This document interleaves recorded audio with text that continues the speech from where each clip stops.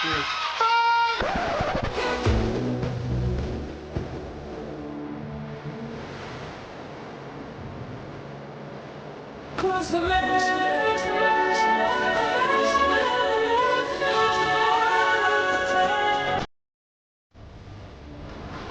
and welcome to SuperCoach Edge for the round 14 review and round 15 preview. And we're nearly at the end of the dreaded 4-week bye period. And with only one round to go, the finish line is well and truly in sight. And the weekend displayed the highs and lows of rookie scores with the likes of SheezNuts going nuts, gobbling up maximum chips around the back line like a quality seagull should do to score 103. Then we saw the likes of Sheldrick score a quality 91 in limited time on ground, whilst in that same game for the opposition, Robertson gave us a tasty slice of Deven as we marvelled at his score of 95, singing...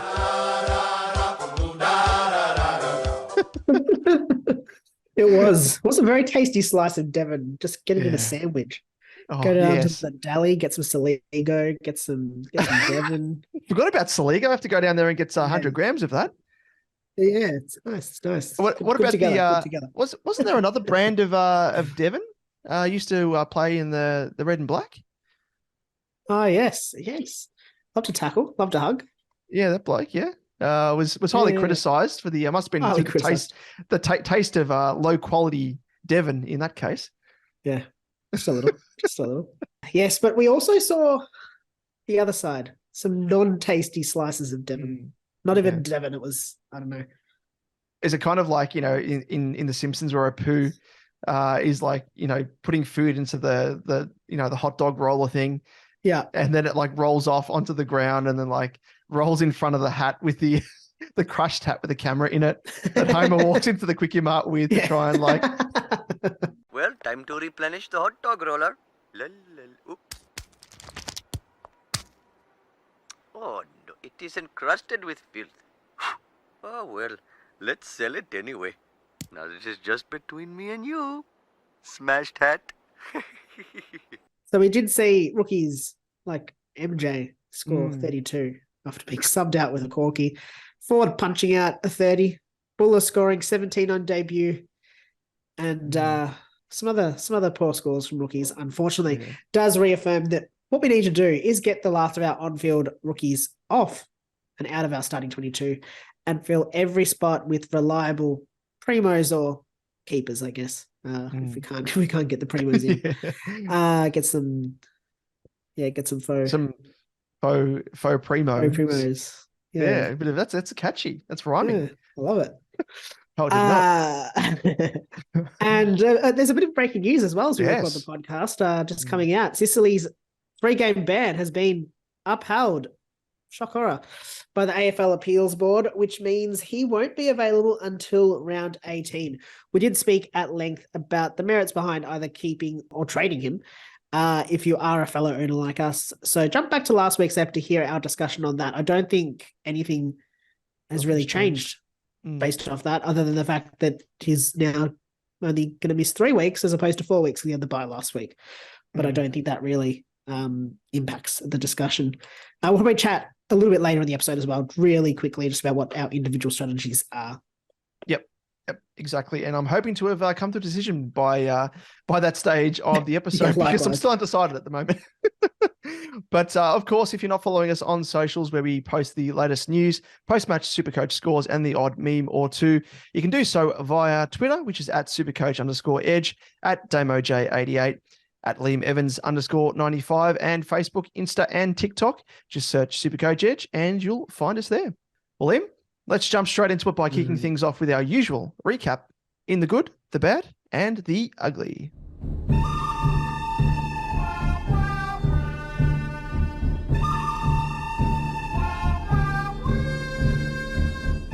Yes, for those new to our show, in the good, the bad, and the ugly, we roll through some of the more notable and the more forgettable performances across this week of SuperCoach, and we touch on how our own teams performed in our own little head-to-head rivalry as we wrestle for the ultimate supremacy. Ooh, exactly. It's always funny that the ultimate supremacy, it's like we say it every week. Yeah. I don't know what we're really winning. The ultimate, yeah. No. What's happening? Nothing really. Yeah, nothing. Nothing. Yeah. It's just empty words. Mm. But anyway, we'll build it up to being a big thing.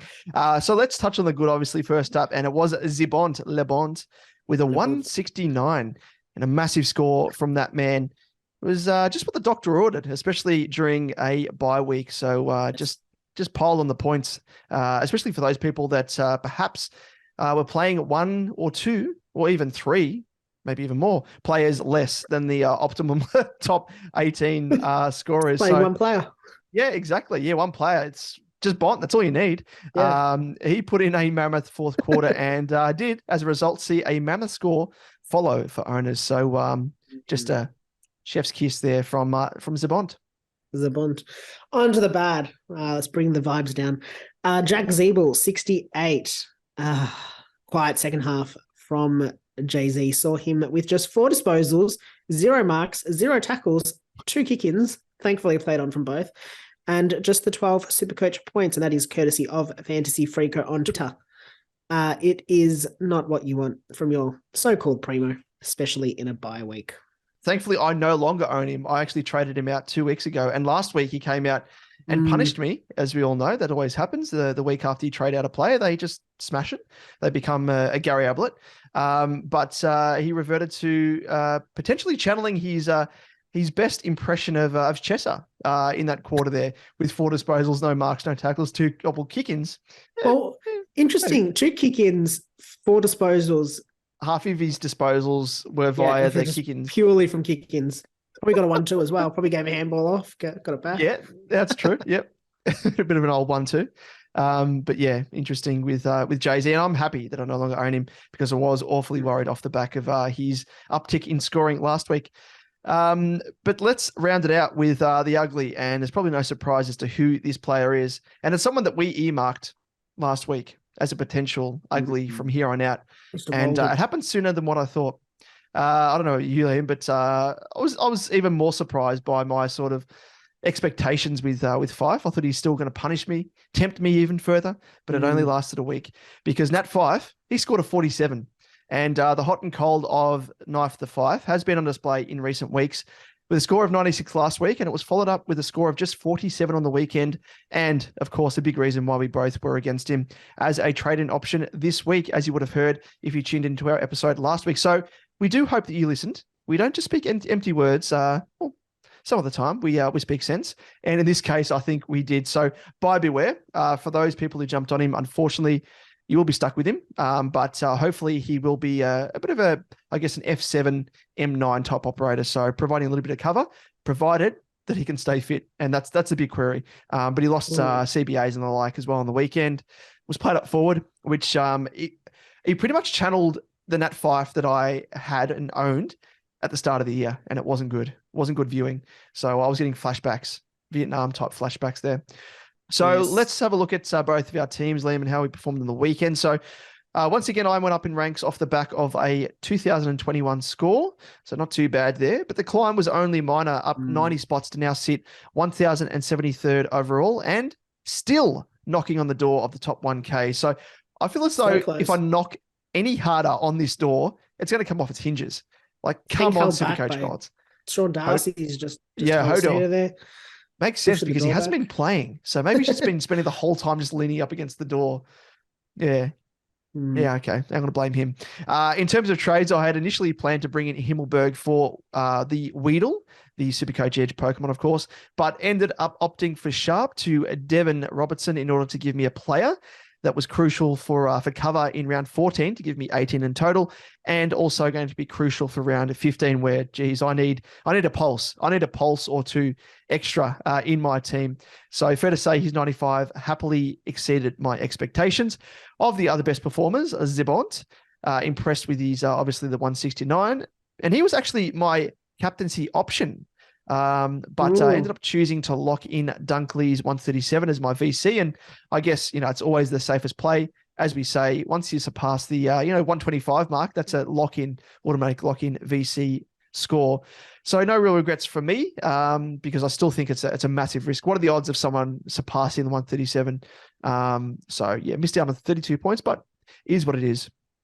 Neil was the other one that was back in form at the right time after I brought him in a couple of weeks back, and likewise English with his 133, and the Briglet, the old Briglet. He oinked out even more cash generation for us owners and has now risen well over 200K in appreciation in price. Amazing. So he is my ticket to Clary. So we'll have to, unfortunately, I think, bid him farewell. So I'm going to salute the great man as he sails off into the distance, playing like the like the last post as he sails off. Yeah. See a Briglet. See a Briglet. Oink oink. But isn't that like ironic though? Because he's the understudy of Clary, just because we're calling him the Briglet. And the Briglet is going to be my ticket to the senior pig himself in the Pink Sweaty Pig Clary. Very nice. Yeah. I like that. Yeah, poetic. Liam, poetic. How did your team go? Was it poetry in motion? It was a nice week. It was a nice week. Mm-hmm. Scored the 2,094 this week, so got the chocolates in our head-to-head, which was nice. Very rare outing for me.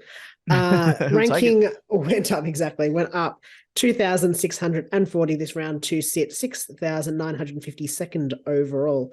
So I did manage to take another quarter off my ranking this week. Yeah. So just sit well inside the top 10K now after I did crack it last week, just sitting in about 9,000 spots. Yep. So it's nice. Nice to be in there a bit more comfortably. Not quite the 1K, but we'll get there. I did make a late change to the side. Actually, I wasn't going to make any trades last week because I already had 20 players on the weekend, but ended up pulling the trigger on trading out Seamus Mitchell, our boy, to Devin Robertson to give me a bulk bank to play with this week. I think I got about 400K sitting there tantalizingly. Nice. Knowing that I did have the overabundance of players, I did also take a bit of a risk on my VC, knowing that, I probably could do it with sort of having the extra players. So I went early with Rosie. He fell short with a score of 111, so I ended up placing the C on Dunks, who pulled through with a 137, which was very nice. The lowest scores for me this week were actually Steele's 52, Chincotter's 61, Ashcroft's 87, Marshall's 90, and Tom Stewart's 91. So it was a pretty good round overall for my players. This week, though, not looking as rosy. Pre-trades, I only have 15 players playing. Rip Sicily. Depending on which trades I make this week, I was just like, I don't know. I was going to go sit out the front of the tribunal with like a sign being like, please, sir, please let him off. Please, sir, can I have some more? Can I have some more players for round 15? Can I have some more Sicily? But they didn't. I did my best, guys. I'm sorry. Yep. They're ruthless. They're ruthless. But anyway, depending on which trades I do make this week, I'm probably going to end up on 17. I reckon I'm going to not borrow too much about getting to 18. I'll probably willing to cop a donut this week. I think most others will likely cop at least one this week. And I think I'd rather do that than sort of trade my way to try and save myself a donut this week, and then it's stuffed me up going forward. So I'll be using all three trades this week, likely saying goodbye to Eddie Ford, Chincotta, and one of Johnson or Wardlaw, and going early on Marrick, or Marriage. I can't remember which one he liked to be called. I think it's Marrick, isn't it? Marrick, yep. Yeah, with like a K, yeah. Bringing in DChem as well, and the Riddlers to round out my defense. Ooh. Bringing Ridley back in to my side. Wow. Feels like that episode of The Simpsons when Homer has to steal Moe's car for the insurance and he jumps out only to be thrown back in as he rolls away and rolls over a rock straight back into the car. Because, again, I'm ready to be hurt by Ridley for about the 5th time in my life. Homer, you moron. Homer, you genius. Geronimo!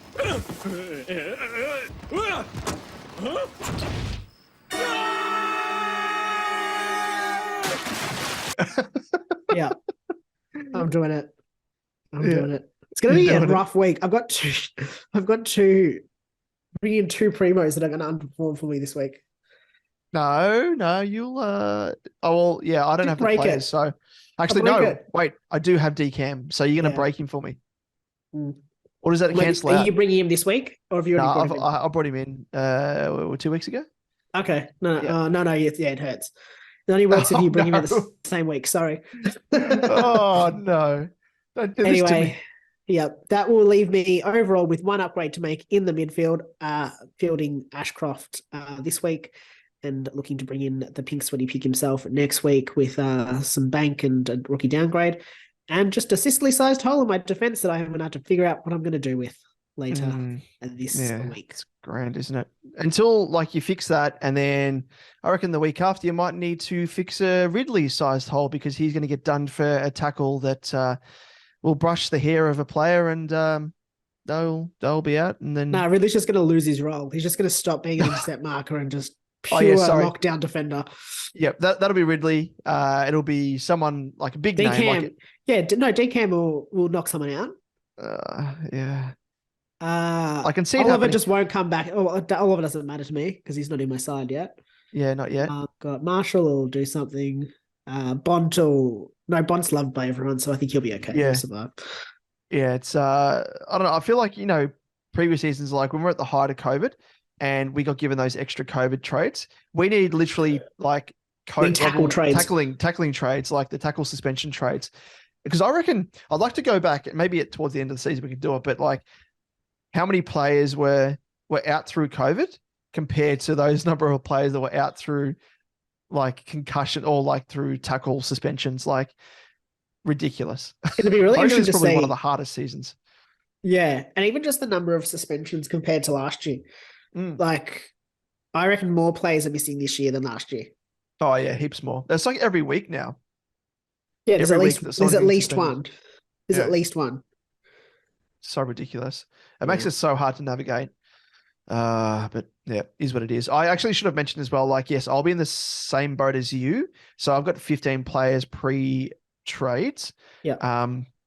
Looking to, as I mentioned, Briggs to Clary, but also Ford to Merrick, as you mentioned. But yeah, I think I'm going to be gobbling up a donut, first one for the season, hopefully the last, just in order to sort of get through this week and save a trade, because trades they're very scarce at the moment. Yes. In high demand, of course, as well. But let's move on to our head-to-head, just to summarize that. So, as you mentioned, Liam, you nabbed one back on me off the back of that mammoth performance by you, no less on a bye week. So that's even more impressive. So a tip of the cap indeed to you. And that means you've now progressed to 3 wins, and I'm on the 11. And the differential, as I said, I've been saying previous weeks, and I did mention as well that the bye weeks were going to trip me up, and this is the time for you to attack. No, I still think you're ahead. I think you're well ahead of the buys. I'm ahead by 8 wins, but the differential 508.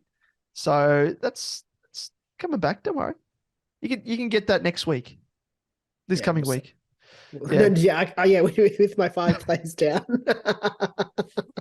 Yeah, as am I. Well, I've got you'll just have better plays than what I do. Yeah, I don't know about that. But anyway, Ridley's going to do it for me. Last buy round. Let's get into it. It is the last buy round, and it is that segment, the acapella. Still don't know this song. You still don't know the song.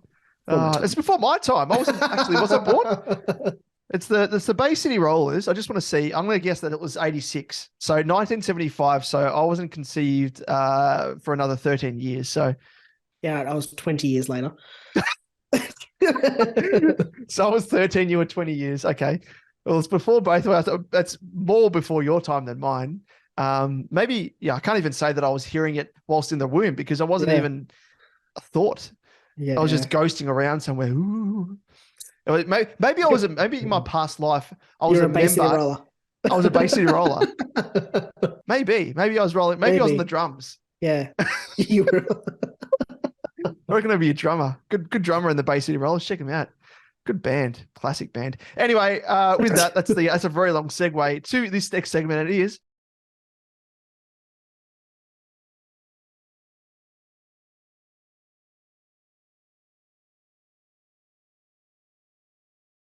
In the buy, that's probably the toughest buy round of all. So let's quickly delve into who's set to miss this week. Now, first up, we've got Carlton. Their top 4 players on ownership: Alex Chincotta, Patrick Cripps, Lockie Cowan, and Sammy Walsh. GWS will be their top 4 players: Tom Green, Stephen Canilio, Nicholas Madden, and Kieran Briggs. And for North Melbourne, We've got Harry Sheezl missing, Eddie Ford, Blake Drury, and George Wardlaw. David? Yes, the Warlord. And for Port, they will be missing the most popular player in terms of Rosie, Horn Francis, Zach Butters, and Josh Sin. Richmond has Timmy Taranto on an absolute tear at the moment. Samson Ryan, Liam Baker, and Jacob Hopper. And for the Western Bulldogs, Zibont, Tim English, Jack McRae, and Oscar Baker. So yeah, it goes without saying a lot of the players we've mentioned there are definite keepers, premos, that a lot of people will have in their squad at the moment, because they will be forming part of their best 22 team.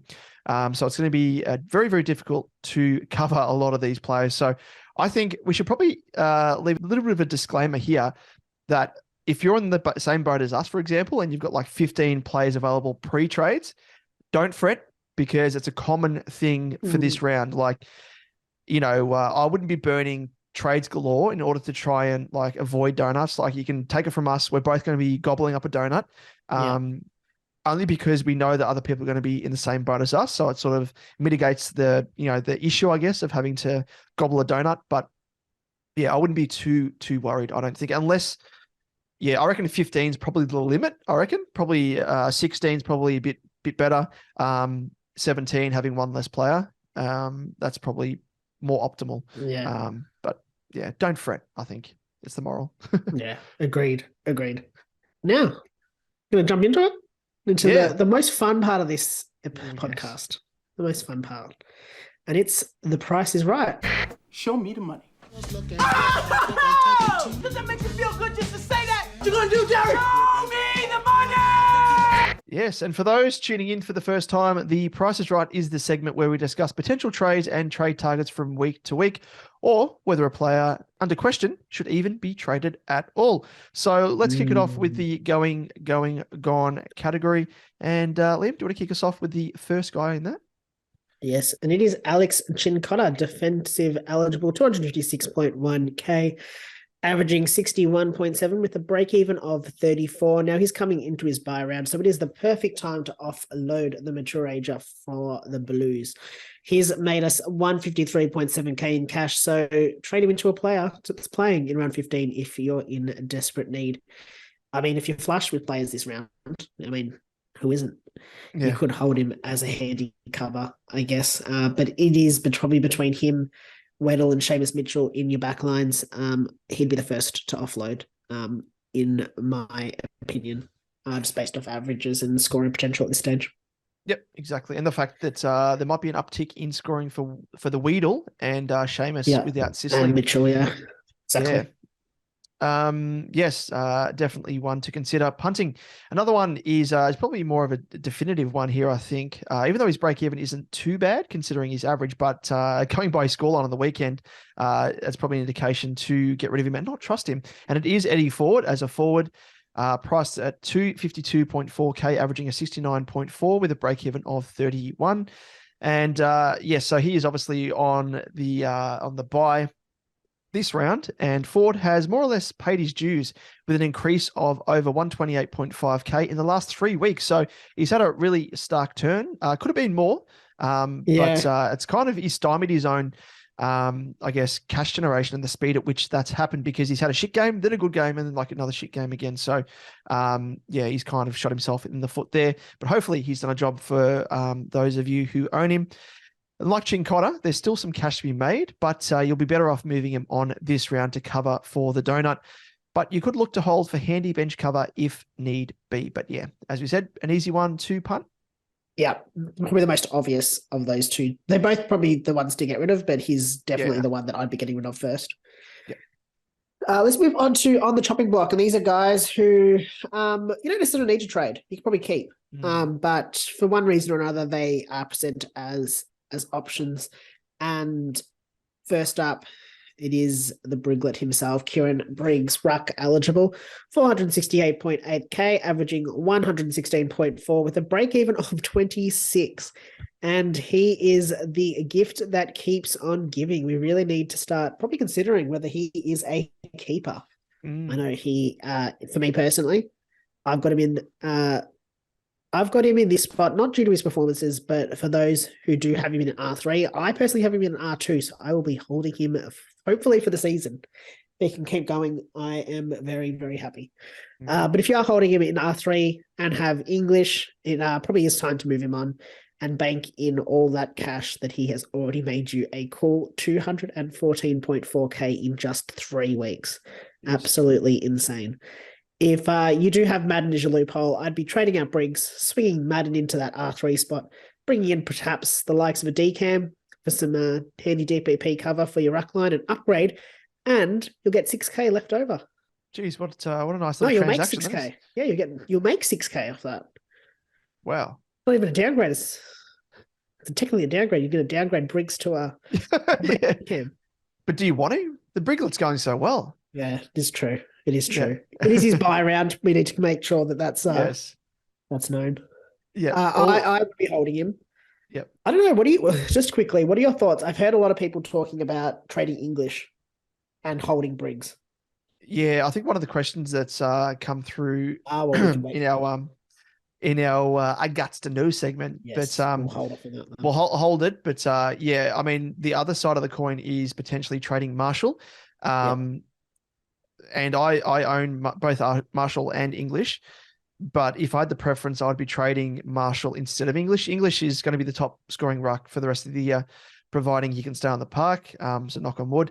But Marshall, I think he has less upside, has probably as high a floor as English, but I don't think he has the high ceiling like English does. So I'd actually prefer to trade Marshall bank. I think it's around about 120k difference between Briggs and Marshall. So by trading Marshall instead of Briggs, get an extra 120k, and then I'd be happy enough to put Briggs at R2. But personally, I can't do it because I need an extra warm body on field, which Marshall provides this week.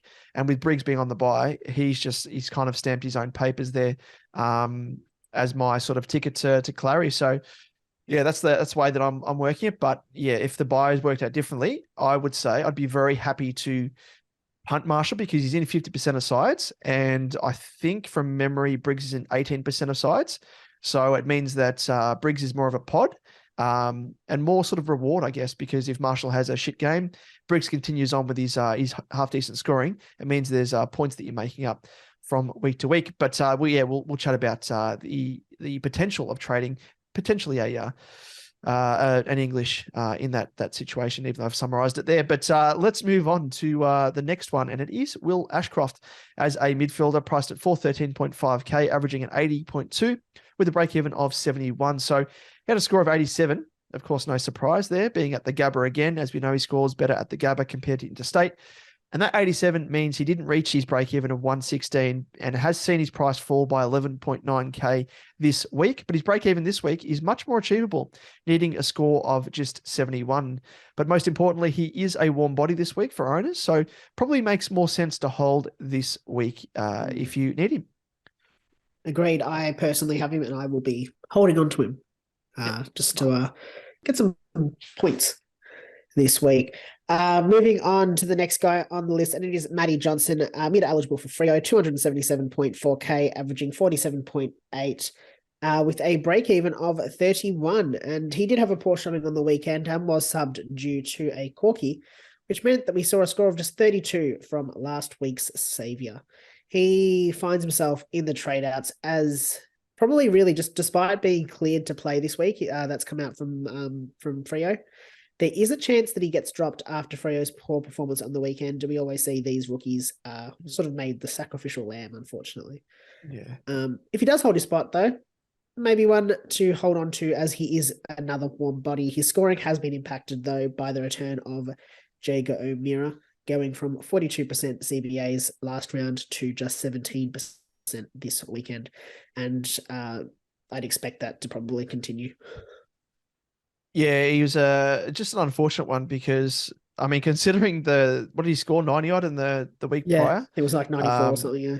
Yeah, hopes were high, especially during a buy round where we needed as much players playing and as many points as we could get. So is what it is. Cop that corkie. Probably less of an issue, I think, compared to Nat Fife, who's should have mentioned his CBA's Fife. He dropped from 54% down to 35% and played predominantly more time up forward. So yeah, it was flashbacks to when I owned Fifey earlier in the season. But yeah, hopefully MJ keeps his spot.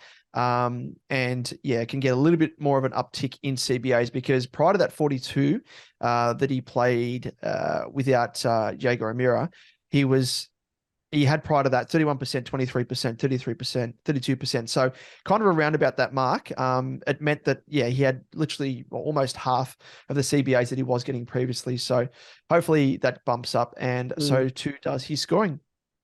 But let's move on to Jay-Z, Jack Zeeble as a defender forward, priced at 467.8K, averaging a 99.9 and a break even of 94. So we saw him feature in the bad this week for good reason, and it makes it 4 of his last 5 scores going below 90. So yeah, as we mentioned, he managed just 12 points after halftime on the weekend.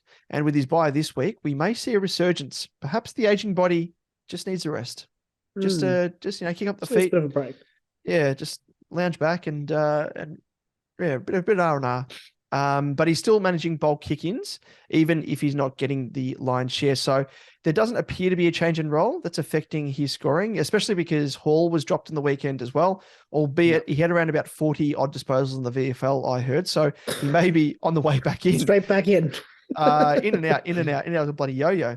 But if you have excess trades, he could be man being Jay-Z, could be one to move on, but probably more of a luxury trade at this stage. And I think, yeah, he's lost a little bit of cash compared to the chance of when you had to trade him, a couple of weeks prior. But yeah, if the scores keep declining, and I think he struggled for time on ground as well from memory on the weekend.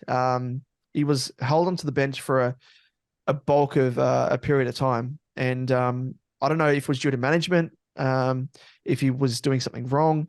But yeah, he played 64% time on ground, which was the 3rd, 4th, 5th least.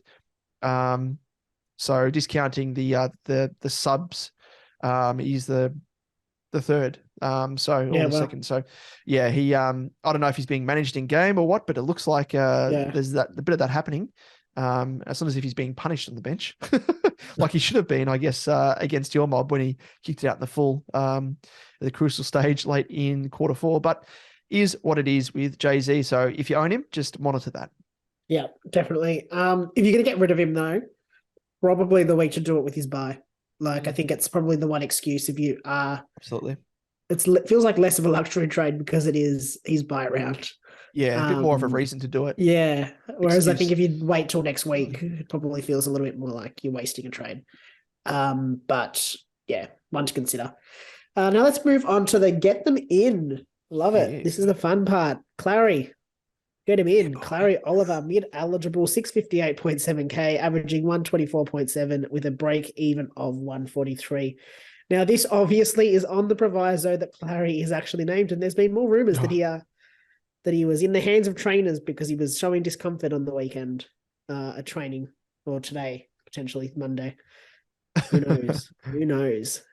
Has he recovered from his hamstring injury and the infected blister on his trotter? Sorry, whenever I read that, it's just it's the clip clop. Yeah, just anyway. You could look to hold off. His break even is 143, quite high. And he is going to set you back quite a bit. But his break even is also achievable considering he has a 131 4-game average against the Cats. And I'm just going to grab quickly his stats at GMHBA Stadium because he loves playing there as well. Does he ever? He has an average at GMHBA of 137.8. His highest score there is 159. He's played there 4 times. His highest score there is 159. His lowest score is 124. That's a minimum captaincy score right there. Yeah, pretty much. So his break even of 143 is probably in danger. Probably you wouldn't expect him to go up too much. Probably gets managed a little bit in the game. Yeah. Assuming he comes back.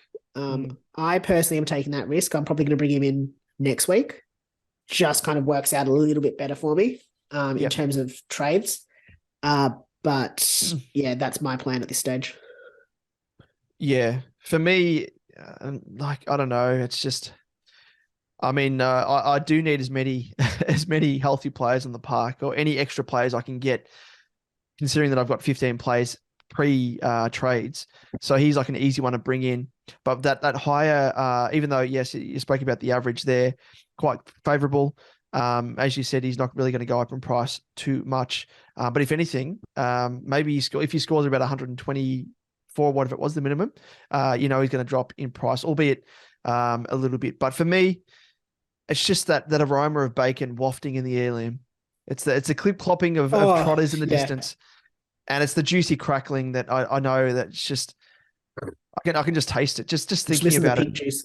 And just a warm glass of pig juice. Nothing better. Why is it warm? with the pulp, by the way. Always with the pulp. Has to be the pulp. Actually, I don't know what pig juice pulp is. Like, I feel a little bit sick. But anyway. Yeah, but having said that, all that culminates to me wanting to get Chloe back into my side, so I'm going to pull the trigger and do it. Yeah. I am very tempted. I am trying to kind of play the averages here and hope that he drops a little bit.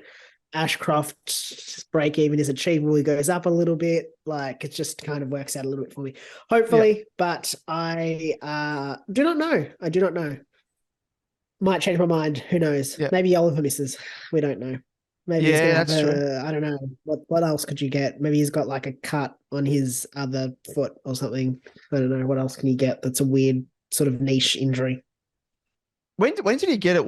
It wasn't heading into the bye, was it? Or was it 2 weeks? I can't even recall now, because it's like it's blended into one. He missed King's birthday because of the blister. Because of the round 13, yeah. And then he's had the bye. Hospital. Then he's had the bye. So he's had 2 weeks off to recover from the infection and the blister. He was at training today, I think it was. They just said apparently he didn't discomfort. I don't know what that means, though. Yeah. I also don't know if I should trust this guy. It was just on Twitter. Yeah, I saw that. Yeah, something about him looking down at his potentially the broken thumb, the broken trotter. Yes, that was it last year. Yes. But it could have just been the fact that I don't know, just had an itch to scratch. Leather poisoning. Yeah, exactly. Dislocated trotter. Yeah, he's on leather poison. I just need footy in my hands. That's what he's saying. That's literally all it was. Anyway, let's move on to the next get them in, and it is Jordan Dawson, defensive midfielder, priced at 573.6k, averaging a 115.2 with a break even of 128. And you can snag the second best scoring defender and the 9th best midfielder for 29.5k under his starting price this round. And he could drop even further. So we've seen his ceiling in weeks gone by, but his scoring has been a little bit wayward in recent weeks, with just 2 scores over 100 since round 9, which is, I think, that's pretty much when I traded him in, I think. Ever since then, his disposal, because he's renowned for like his great kicking, but his disposal efficiency has just gone the opposite direction, and he can't hit the side of a barn at times, and just turning it over and really putting a dent in that that high scoring ceiling that really tempted me in. So that was it's disappointing to see, but it is what it is. But I think, having said that, last time we played the Pies this year, scored 150. So wow. I have this. I've just had a look. Legit, round 9 was when I traded him in. So you can blame me. Blame me. I put him off his game. Wow. Cool, Damon. Yeah, apologies. But no, having said all that, he's a great, because someone slid into DMs and asked the question of like, who would you go for around about the price point of like 550k? He is like, you can't look past him. If you don't have Jordan Dawson, get him in, because if he reverts to his scoring that he had early in the season, in the back end of the year, like, it's going to help you, especially in cash leagues and, head-to-head leagues, all that sort of stuff. So yeah, consider him. Absolutely. Definitely. I quite like the pick of getting him in. I think you know what you're getting with him. Potentially wait another week, see him drop a little bit, potentially, but he could also be in for a big score against the Pies. A lot to play for, I think, for Adelaide. Moving on, we got Lockie Neal, mid-eligible, 599.6k, sub 600, averaging 112.2 with a break-even of 98. Not much to say. Get him in. if you are in need of another mid and you don't have him. His quality, he has a great floor, just 3 scores below 100, sub 600 just. Yeah, just get him in. Just get him in.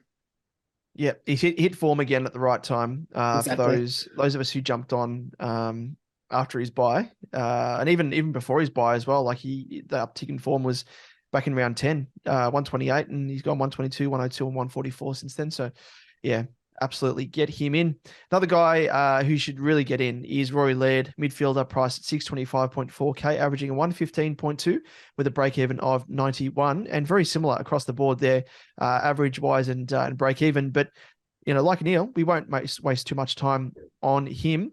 So just get him in, really. If you haven't got him, he loves playing the Pies. So this could be the week to snag him before a decent score and a potential captaincy option at that as well. Previous games against the Pies, he has scored 144, 154, and most recently 100. So could go, much like Dawson, absolutely bananas. Yeah, I reckon this is the week to get him in if you don't already have him, because that break even of 91 is very, very achievable. Very easy trade in if you don't have him, and you've got the cash to get him in. Moving on, it's my boy Jordan Ridley, defender eligible, 504.7k, average 91.0, break even of 83. Join me as we roll back into the car. Coming off the bye, he looks to be back to his intercepting best in recent weeks.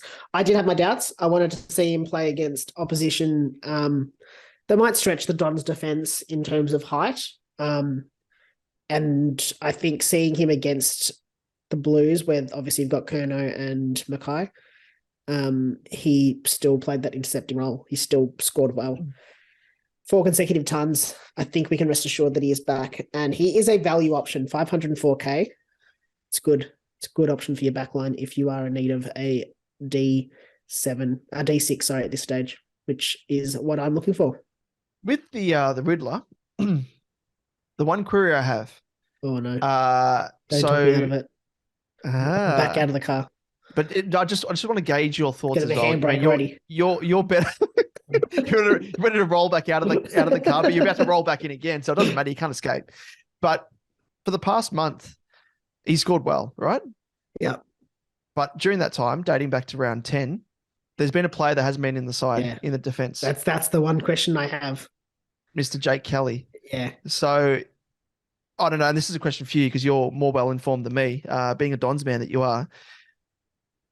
Is there a correlation there, do you think? Or is it just a coincidence that whilst Jake Kelly's been out, that's there's been an uptick in scoring? I did think that. Riddler.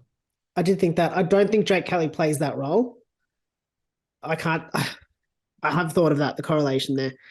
And I would have loved to have seen Jake Kelly play against Carlton and get all of my queries out. That's probably the one question I do have on Ridley is without Jake Kelly there, is that the difference? They don't play the same role. Kelly's really going to play on that medium to small size forward, whereas Ridley's going to play more that intercept, which I think Keppel's kind of taken the Kelly role a little bit. Yeah. So I'm not too concerned, but potentially. I mean, that's what happened last year. I think that was the big issue with Ridley last year there was a lot of issues last year with Essendon and their defense. But I think this year it could be a little bit different. I think he's come back and had a bit more opportunity to intercept and play that intercepting role. Yeah, and surely they don't change a good thing. No, exactly. And I think Ridley's better off in that role. Like if I was to choose a player for that role, it'd be Ridley or Redmond, but probably not even Redmond. I don't think Redmond's as good a mark. I think Ridley's much stronger that way. Yep. Well, there we have it. Robert stamp of approval, and you're in that car. You've put the seatbelt on. Back in the car. Yeah, I'm putting the seatbelt on. Putting the seatbelt on. I'm still not going to get out. I'm going to go off the cliff. No. You're not. No, you're not going. Or am I going to do the... Is that like in The Simpsons again? The grease car where it's like it just starts... Oh yeah. No. I'm going to make it. Yeah. Oh, you're making the Grease reference at the end when it starts. It's all like the entire concept of Grease is founded in reality. They're like, oh yeah, all good. And then random, the car starts flying into the sky and everyone starts dancing and everything like, oh yeah, this is just normal life in Grease universe. No, What are you doing? There's a car that's flying in the air. That makes no sense. And it's like the writers just gave up. me. They're like, how should we end this movie? It's been fantastic. Like all the musical numbers, fantastic. And then someone puts their hand up.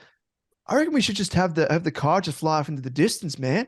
Oh yeah. It's like this stoner. I can just imagine someone in the boardroom. It was like a really, really bad idea. Like, I don't know, like everyone should just like die at like the last minute. And then someone was like, oh, hear me out. The car flies off. And they're like, that sounds much better. Yeah, that's it. Done. That was like the best of like the best of the worst ideas. Their writing team, honestly. But the Simpsons reference was obviously Homer Simpson on the skateboard. Yes. Trying to make the jump. He said, I'm going to make it. I'm going to make it. And it just falls. So I think that's probably more applicable. That's you with Ridley, I think. At the present time, you may make it. You may make it to the other side, but we'll wait and see. I'm not going to make it. It's gonna kill me in the end. You know what it's going to be? It's going to be you on the skateboard, and it's going to be, I'm going to make it. I'm going to make it. And then you'll see Jake Kelly on the other side of the just Jake Kelly is the cliff. Oh, you just fall short. Or you could make it. Who knows? We'll wait and see. We'll revisit this. But let's move on to Elliot Yeo, defender, priced at 399.5k, averaging at 82.4 with a break-even of -6. And after returning from injury in round 11, his scores read 73, 125, and 111. So across those games, we've seen him in two slightly different roles. In round 11, when he scored 73 against the Dons, he had 68% CBAs. In round 12, when he scored 125 against the Pies, he had 67% CBAs. But in round 13, when he scored 111, he had just 29% CBAs, but took 4 kick-ins, the most for the Eagles in that game. So it should be noted, though, that Shannon Hearn did miss that match and had been taking the lion's share of the kick-ins before this. So it's a little bit of a risky pick, I think, considering his role has kind of been juggled around a bit. But at his price, injury history. It goes without saying, obviously, as well. Injury history, that's a big problem. But at his price, though, it's really going to be a sideways trade, I think, no matter who you're going to. But could be a value option in the backline. The only other person, like if you were going to trade someone, you could potentially do like a Jack Zeeble, but even then, would you? You're only netting 70k or thereabouts, roughly. Yeah. And that's again going from like a risky pick in itself to a riskier pick in Elliot Yeo, who could break down at any moment like a Nat 5. And he's much more expensive compared to a Nat 5. So it's a big risk to take. Yeah, I agree wholeheartedly there. I don't think I would go that way. I think his role's not solidified, and he is very expensive for a player that's role isn't solidified. And his injury history, like just he'll break down quickly. And he's not playing in a side that's winning. That's going to hurt him as well, potentially, if they get some big on the end of some big losses. That'll hurt him in his scoring potentially. Now let's move on to a pot option. I love some pot options. And it is Nick Martin, mid-forward eligible, 531k, averaging 91.7 with a break-even of 40. Now, you may question why we do have a player here at over 500k, averaging just 91.7 in the trade-in list. But his recent scoring, his 3-round average of 129.3, and 5-round average of 111 on the dot, it starts to make a little bit more sense. He is a bit of a, not even a bit, just has a huge pod at an ownership of just 3%. But Nick Martin could be a value option to help finish off your forward line and get you some handy DPP. His last 3 scores read 120, 129, 139, and really comes off his increase in his disposals. From rounds 1 to 10, he averaged 20.7 disposals. From round 11 to 13, that's increased to 27.33, and that kind of correlates quite well with his increase in scoring. But in games where he has scored 97 plus, he's averaged 25.6 compared to 20.1 when he has scored sub 88. Very risky pick, considering Essendon's midfield will start to return in terms of Parrish and Setterfield after the bye. He's not getting many CBAs. I don't think he had any, or he had very low CBAs on the weekend, on 2 weekends ago. So that's not really, I guess, a big concern there. but Essendon probably is looking to get the ball into his hands more. He's a very good user of the ball, and probably want him to be used a lot more going inside 50, as in kicking inside 50, because he is an elite kick. So risky option. Probably one for those that do like their pods, but thought I'd throw one out there because sometimes it's good at this stage of the season to look for those pod options. Yep. No, I like it. Only caveat there, and I don't want to poo-poo your parade. Again. No, please do, because I don't want him. I'm not getting him in personally, but the one thing that stands out, and it's pretty obvious, but it's just the quality of opposition over the previous 3 games. Bottom 4 sides, Carlton, North Melbourne, and West Coast. I'm trying to look for other teams around about sort of the bottom. Hawthorn, maybe he scored 80, but that was early in the season. That was actually round 1. So yeah, I don't know. Like, it was just, maybe it's a soft opposition helped. Maybe it's more due to roll. Yeah, who knows? But yeah, that's sort of the risk you take when you go for someone like him who is a pod.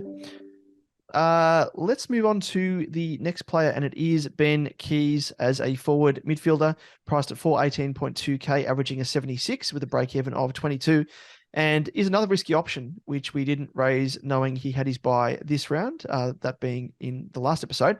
But Keays was a popular option to consider due to his role change.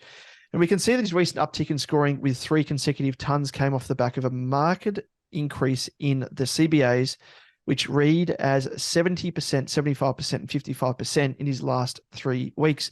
And while the role may look positive, the concern for him is whether he gets thrown around. And it could happen as early as this week with the Crows facing the Pies, and a possible run with roll again on Dacos to come, as we saw in the previous, I think it was round 7, they might have faced each other. Yeah. And he pretty much followed him wherever he went. Started up forward, Keays playing on Dacos, who was in defense, obviously. And then they were switched. Dacos was switched into the middle. He followed him into there and just followed him wherever he went. And that was probably one of the first games where Dacos actually was affected by a tag. So you can pretty much pencil in that this is going to happen yet again. Just really comes down to where Dacos lines up. That will dictate where Keays does. But an interesting thing to note when they last played, so Keays had 63% CBAs for the match, but only managed a score of 52. And that shows that his role is important, not, purely based on the CBAs. I think I was very tempted by him, I must admit. But now that I've always earmarked this game as the danger game, where it's going to be, I guess, the one that tells the true tale, with Keays. But yeah, the big worry there is it's role dependent, and it's not it's not going to be guaranteed CBAs from here on out. So I think for me, I would potentially look elsewhere. When he was sub 400, he was nice value there. So I think it was pretty much similar price to what Himmelberg was, around about 360 odd or there, about 350 maybe. But yeah, at the moment, I don't think I would be going for him because of that risk with the role. What about yourself? No, I agree. I'd rather spend some extra cash and get the next one on the list in DCAM. Yes. I think that's very good point. Probably a stronger option there. And also, I guess if you didn't have pretty much any other forward that's sort of in that top 6 sort of space, that's who I'd be looking for over a Ben Keays. I'd rather spend up a little bit more. Moving on to Darcy Cameron, ruck forwards, 464.2k, averaging 95.4 with a break even of 72. He is probably the guy that I would go over Ben Keays. Since returning injury, he hasn't quite hit the heights that we saw earlier in the year, though, cracking the ton just once, compared to 2 times in his first 3 games, with the third being his injury-affected game.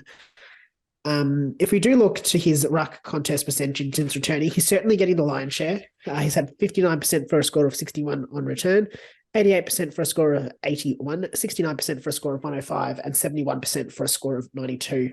Should also be noted that the 61 and 81 came against Carlton and North, who both give away Carlton gives away the second least, and North gives away the third least points to opposition ruckmen.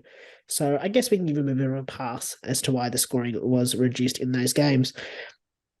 I think, though, his DPP is the key benefit. A trade from Briggs to R3, as we spoke about earlier, with a Madden swing, give you a little bit of cash left over, 6k, and some handy cover for your ruck line if the worst should happen. And I'm not bringing in Briggs. I'm not losing Briggs to bring him in, but that's the reason I am bringing in Cameron, because I am running the risk with Briggs in R3.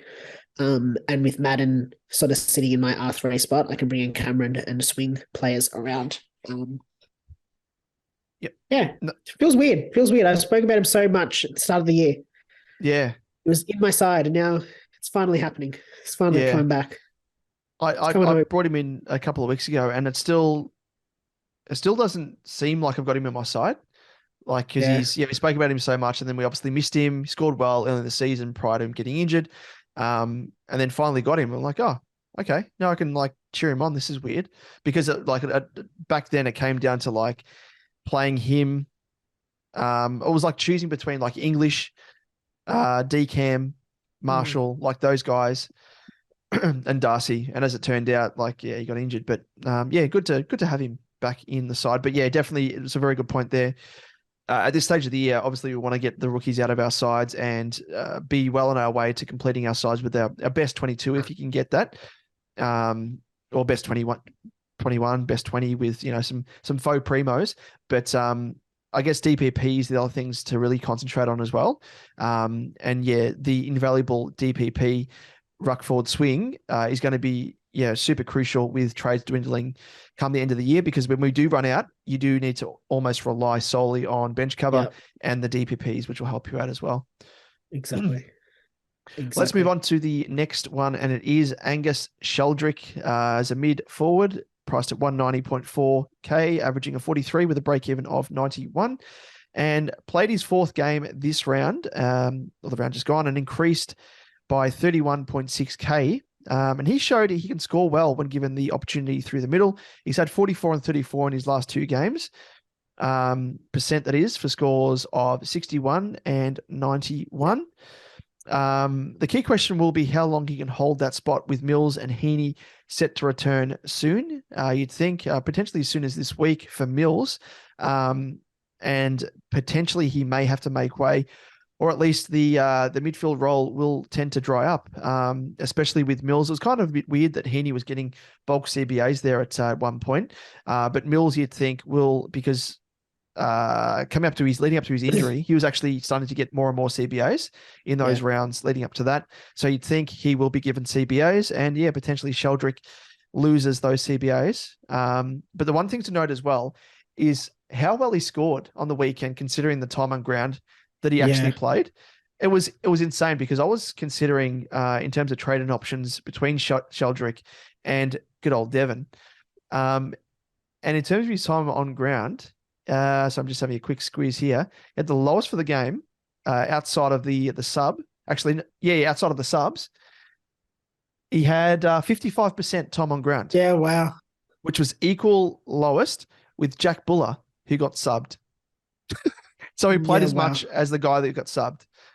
So he was virtually a second guy that got subbed, going by those minutes played.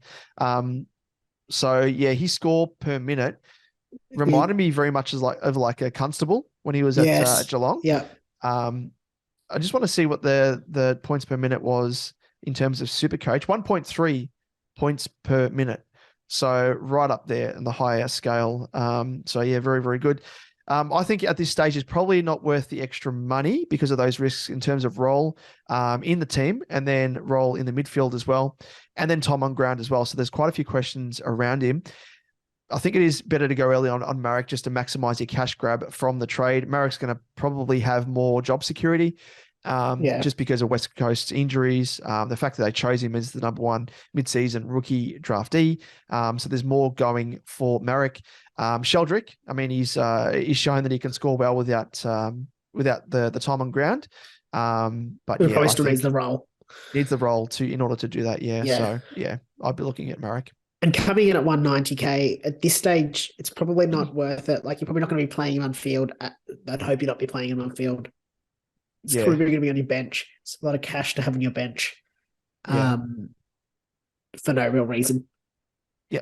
Probably much like this next guy, but I think we need to include him as well. And it is Marcus Wintager, mid-forward, 202.8k, averaging 37.9 with a break-even of -11. He showed a real ceiling, I guess, for a player at that price on the weekend with a score of 85, as he got bulk CBAs for the Saints, 81%, leading the way for the Saints mid. So he was actually the highest CBA getter for the Saints other than Marshall.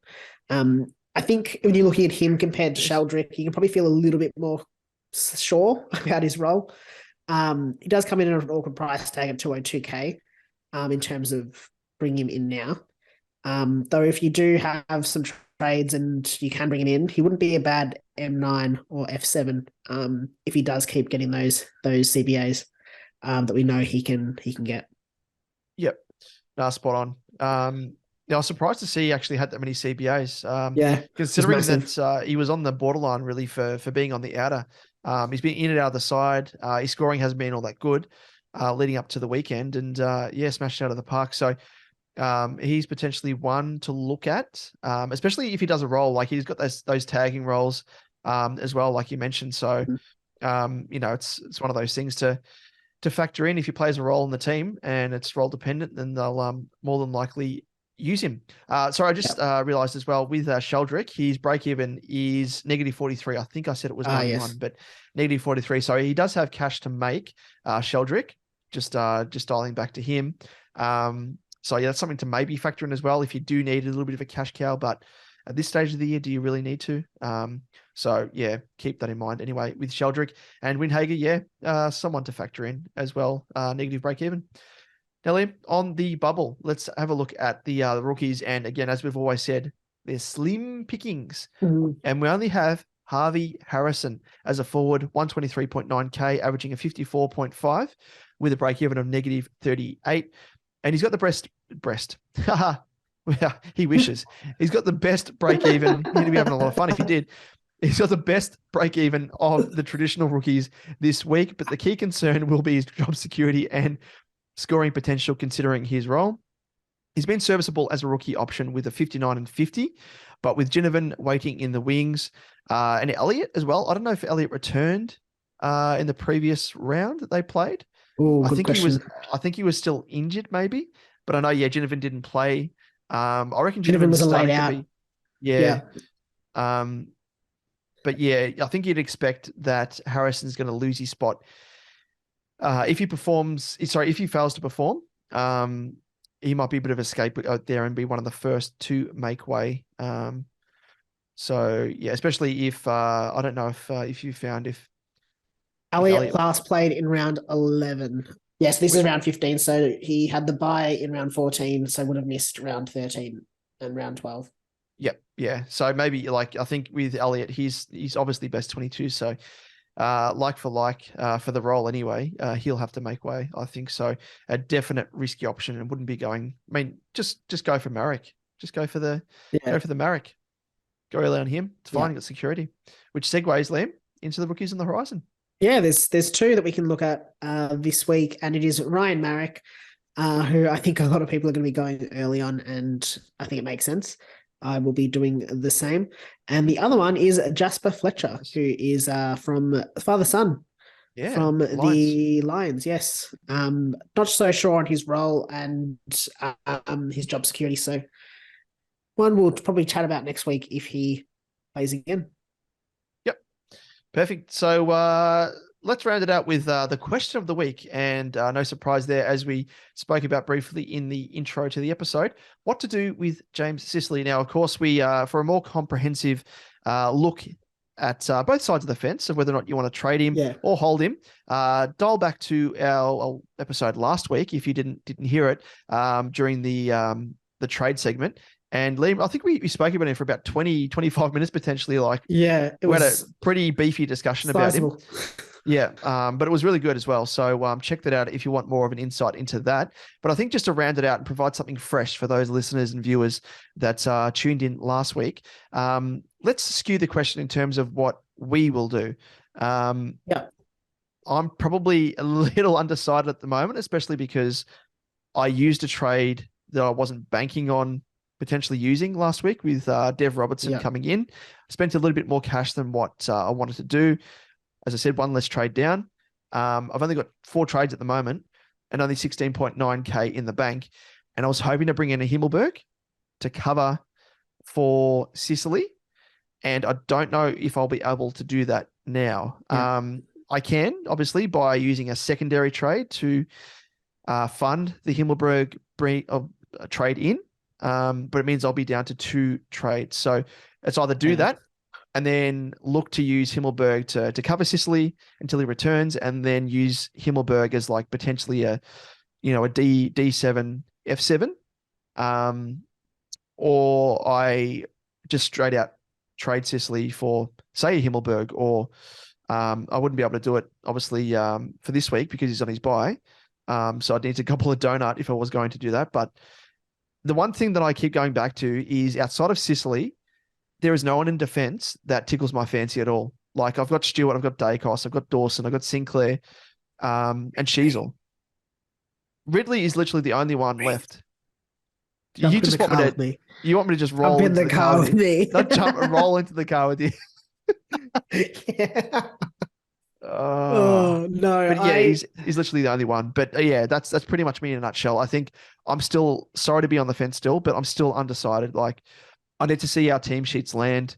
I need to have a look at, if I was to do another trade, because I'm looking to bring in Mills. He's probably my last upgrade, and he should drop to around about 400k. So I need to sort of work sums in terms of rookies, how much price they're going to increase in. Like Dev Robertson, maybe a ticket to him. Who knows? But yeah, I need to sort of do a little bit of homework and work it out from there. I'm on the fence too. Yeah. I don't know. I feel this is going to sound really dumb. I was just really trying to manifest Sicily getting off. So I just ignored the fact that he was. Yeah, I was exactly the same. Not in my side. I think what we said, like, I don't want to hark back too much to what we said last week, but I think it still stands. Everything we said last week stands still. And I think my thoughts still stand on him. You always need to trade him back in. Yeah. There's no one that I think is going at his level. There's no one that I think will go at his level. Maybe it's a way for you to get an Oliver in quicker. Maybe that makes sense. Yeah. But in defense, I just can't see who matches him. The only thing that you'd have to argue is over the coming, like I don't know, if you're fielding a Weddle instead of him, or even a Himmelberg who, I don't know, whatever he scored 70 or so on the weekend. But if he can get an average of 90, if you work out the points that you're losing and the points that you'd gain when Sicily gets back, like that's probably the maths that I'd be doing. Yeah. That's maths I've got to do, to be honest. At this stage, the plan was to hold. I've got a few more trades left. I've still got 9 trades. So I feel a little bit more comfortable. 9 trades? Yeah. Oh, is it before any trades? That's before any trades this week. So I'd be going down to, if I'm going to make 3 this week, would solve my issue as well. I'd get probably 18 if I did trade him. So yeah, okay. Could be worth it in that sense, but I need to probably do the math. So yes, I'm undecided, but probably leaning towards being undecided. I can't say I'm leaning towards holding him, because then every time I think I'm going to hold him, I think, no, I should probably trade him. And every time I think I should trade, I think I should hold. So I am purely sitting on the fence. Yeah, I think you're right. Like, yeah, it comes down to like who you have available to cover for him. Yeah. What's the points differential you're going to lose? Like we spoke about last week, if you, as an example, if you're trading Sicily to Stewart, going by Stewart's average, which is 108. Oh, let's round up to 109. And if you were, you had Seamus Mitchell, for example, round his average up to 70. What's that? 39 points or thereabouts. Is that right? Yep, 39 points. Round up to 40 just to make it easier for this explanation. But for the 3 weeks that Sicily's missing, you're missing out on like 40 each week. So it's 40, 80, 120 points. Yeah. Difference really if you were going to trade a Sicily to Stewart compared to saving the trade and playing Seamus. And it's like, can you make up 120 points over the course of, by round 18, there's 6 weeks to go after that, I think. It's up to round 24, is it right? Yeah, 24. So it's like, can you make up 120 points over the remaining 6 weeks? Does 120 points justify the use of a trade? All that sort of stuff. And it comes down to, I think, your objective. If you're going for overall, if you're going for head-to-head, can you survive your head-to-head matchups if you're just playing a Seamus? I reckon going by the trade percentage at the moment anyway, like Sicily's as it turns out for me anyway, I haven't looked at overall, but for those most traded out of, for those players in my team, he's the second most traded out with 4% at the moment. So I think that's an indication that the majority will be trading him as opposed to holding him, which makes sense. To hold Sicily on the bench for 3 weeks at that price point is going to be hard to justify, I think. A lot of cash to keep in your bench. And as you said, it's literally a direct trade to Clary. So if I was to do that, for example, I could potentially use Briggs to trade to someone else and maybe bank a little bit of cash to then put aside to maybe bring Sicily back in with the last trade. So maybe that's something that I think about in my own situation, because I still have another rookie to upgrade. So yeah, it's going to be hard, I think. And it comes down to I think as well, how much cover you've got in the bench overall going forward from here on out until the end of the season. Yeah, I agree. I mean, looking at he's gone down. He's currently 19% of teams. He was in 28% in round 13. Oh, wow. So he's gone down sort of, what's that, 9%? Yeah.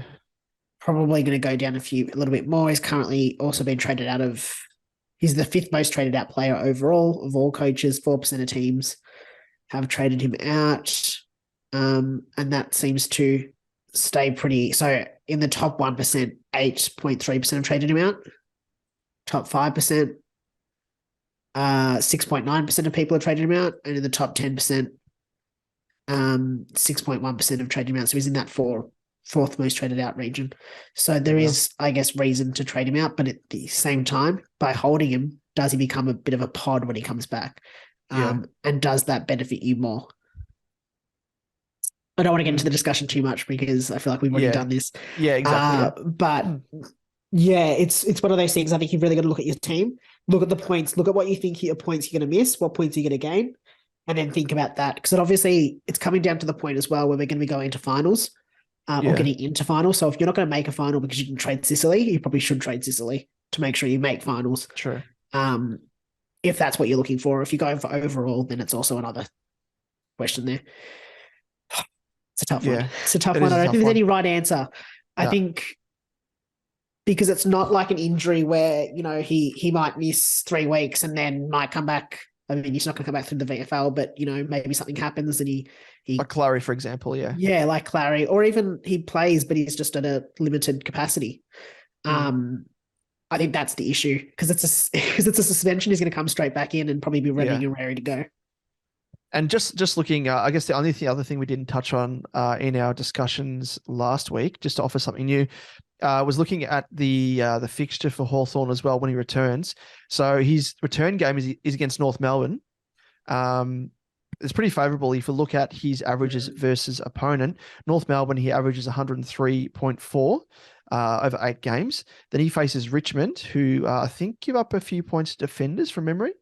Let me get that up, actually. That's good, I'll if you grab that up and I'll just roll through this. Actually, it's his first 3 games back, I think, are pretty good.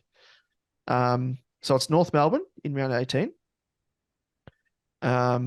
Then it's Richmond in round 19, St Kilda in round 20, who have been giving up. I don't know if they've been a little bit more stingy in recent times, but they were giving up the most points to opposition defenders. Then there's Collingwood, starts to tough up a little bit. Collingwood, Bulldogs, Melbourne, and then Freo. But those 3 return games back. So who were they again? So North give away positive, but nothing major. Yep. Okay. Richmond give away a negative to general defenders, but to wing defenders, it's the 5th most, I think. Yes. Quick maths. Yep. And then St Kilda. St Kilda give away a lot to wing defenders, but it's probably more a general defender, still a positive amount. So good. Then there's Collingwood. Give away a lot, actually. Give away the 4th most. And then the Bulldogs. And then the Bulldogs 22. Don't give away points.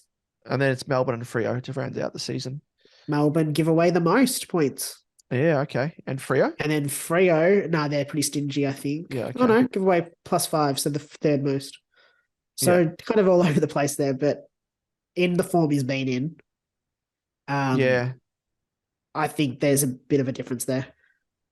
kind of it trumps any of the historical averages and like I guess let's just say the matchup. Because also this looks at, implications. I guess it looks at the matchup exploitation. It also is based off their own average. So how much above or how much below their average they're going to score. So if you're scoring 135 and there's likely to go, minus 0.5 or something, like it's still going to be a massive score for him. Yeah. So it kind of negates that a little bit. It's just and as a general guide, I guess, as opposed to being a steadfast rule. I wonder, like, just in terms of if you were trading him out, and this is probably the last thing we'll discuss in him, so we don't take up too much time. But if you were trading him out and you were potentially looking to trade him back in, maybe don't use it as like a hard and fast rule. Like, okay, I'm going to definitely reserve one of those trades to bring him back in round 18. Maybe view it as, okay, if there's an injury in round 17 or whatever, could you hold over an injured player for round 17 to then trade Sicily back in for round 18 or something like that? Like it's more of an opportunity type trade. Like for using it as an example, like Sean Darcy, he got injured. It was an opportunity to bring in Briggs. It worked out well. A lot of people, like, he became almost a pod because people didn't have that same opportunity to bring Briggs in off the back of an injury. So maybe that presents as an opportunity. But again, it comes down to if you have any trades cash left in the bank and the cash in the bank. That's the big one. That's the biggest of the lot, I think. So yeah. But it's up to you. The power is yours, as they say in Captain Planet. But with our powers combined, Liam, we sit on the fence. For the moment, anyway. Yeah, pretty much. We'll update people anyway. As to which way we go. I think I'll definitely be holding this week. I think at the very least, and then potentially. That's the other thing that makes it hard. If you hold this week, he's only missing another 2 weeks. Another 2, yeah, it's true. Yeah, that is true. So maybe not definitely holding. Yeah. Oh my God! And then the Thursday game, so we've got less time to make a decision. All right. Anyway, let's move on to the next segment, Liam. Yes, and as you mentioned, Damon, Captain Planet. I feel like it was a good segue there. Oh, very good segue. Whose power is it? The power is yours. Mine? Power's in me? No, the power is mine, isn't it? Yeah, it's yours. You won. That's what I mean. So the power is... I was waiting for you because I can't say the power is yours to me. Well, you could say the power is mine. That's not the phrase, though. Okay. Anyway. But you're the captain. That's true. I am the Captain Planet. Power is yours. Look at me. I'm the captain now. Anyway, I'm the captain now. We chat about what VC and C options you've got for the upcoming round of SuperCoach. As always, we've scrounged through the data and found the best options for you to consider. Toot, toot. I didn't even do that as a... Yeah, we didn't even do it. I'm the captain now. Yeah. Oh, yeah. What are we doing? You know what? Let's do it right now. I'm the Captain Planet now. The power is yours. Yeah, there we go. Let's kick off. Let's kick off some VC options. Thursday night, Geelong versus New Zealand there. Geelong versus Melbourne on Thursday, 7:20, GMHBS Stadium. And we've got Tommy Stewart. He has an average of 86.25 in his last 4 against the Ds with scores of 104, 18, 120 and 103. If we do take out his injury-affected 18, the 3-game average does become 97.75. So something a little bit more respectable. But Melbourne is his second worst average of any side with a high score of just 120. So just on the borderline of a captaincy-worthy score there. But Melbourne also give away the second most points to opposition defenders. So I don't know what to do with that. There's a lot going on. Yeah. I don't know. Roll the dice. He's bound to bounce back after last week. That's the take that I have off the back of the Port game where he didn't perform the best. Next up, we have the track Christian Petrarca. has an average of 102.75 in his last 4 games against the Cats with scores of 91, 146, 85, and 89. And he also has a 3-round and 5-round average of over 125. So he is in a really nice run of form. So that counts for most, and someone to look very, very closely at.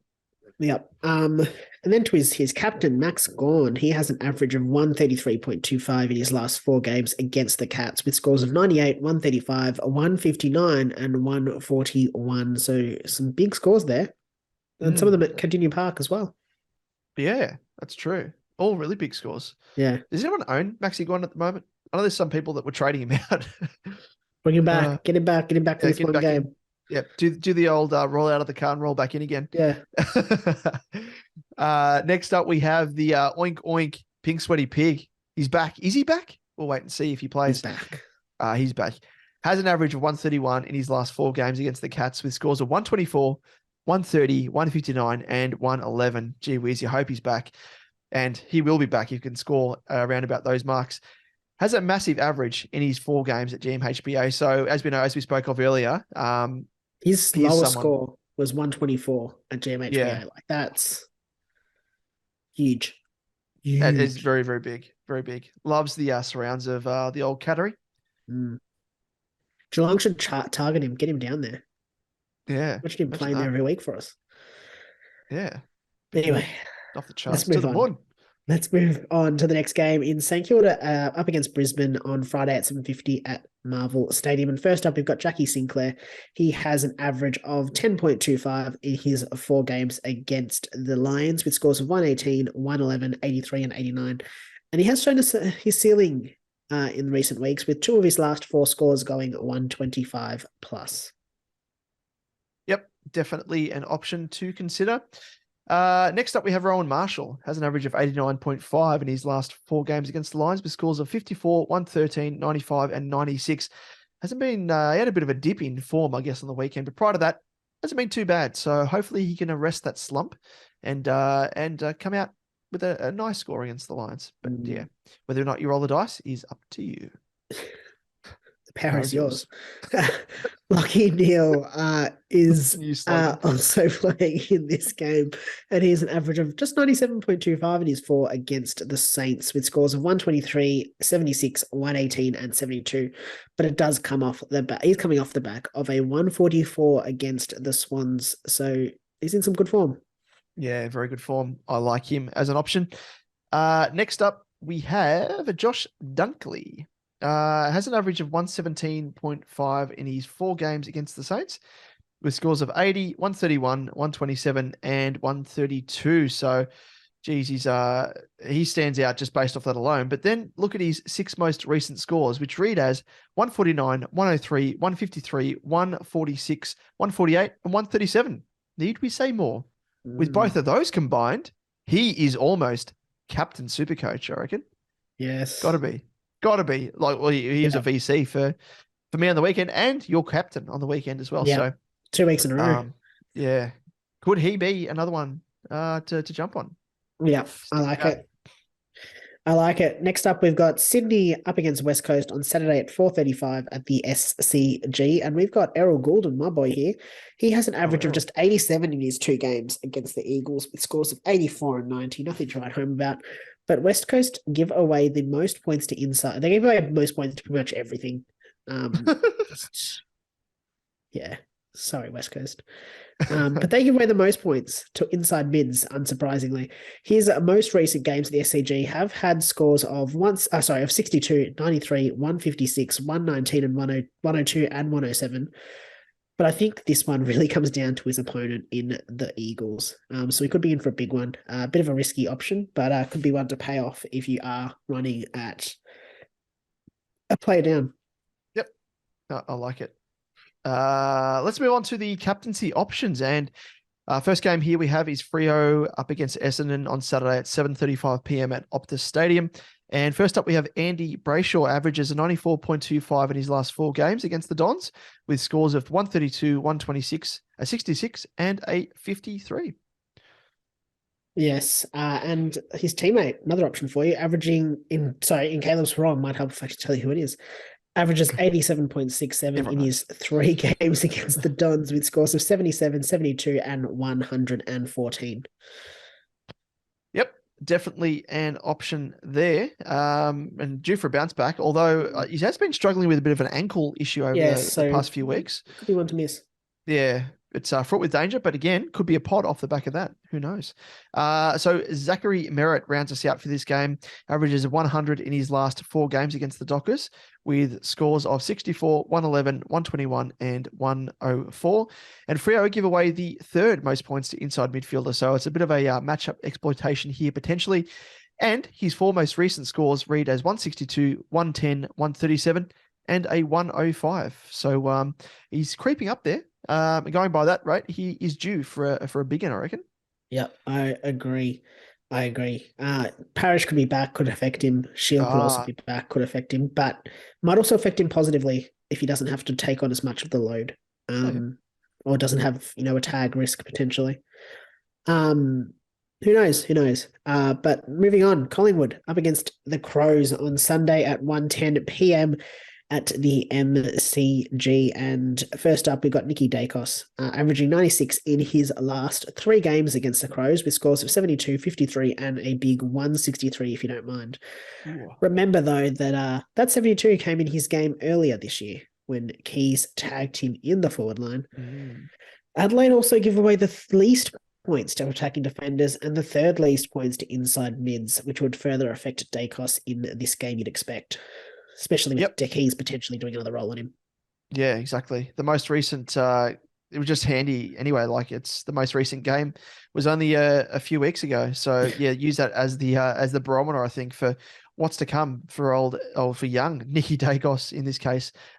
He's going to be up against it, and I think, Keys is going to be watching him. Going to be shadowing him, going to be wearing him like a glove. Bit of an Ace Ventura reference there.